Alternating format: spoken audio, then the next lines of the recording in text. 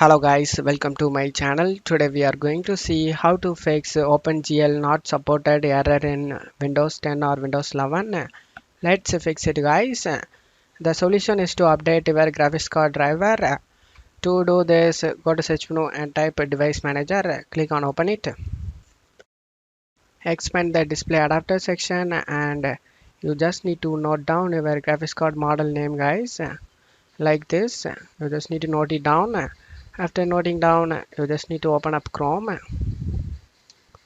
and you just need to check my video description for this Google search. You just need to copy your graphics card model and paste over here, and now you just need to copy this text and search in Google guys, and you will be get the official site for your graphics card. Click on it,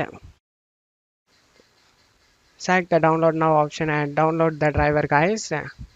After getting download done, you just need to install this driver and check if the problem solved or not. I hope this solution fixed your problem guys. If the video helped you, don't forget to leave a like guys. You can also subscribe me and support me guys. Thank you.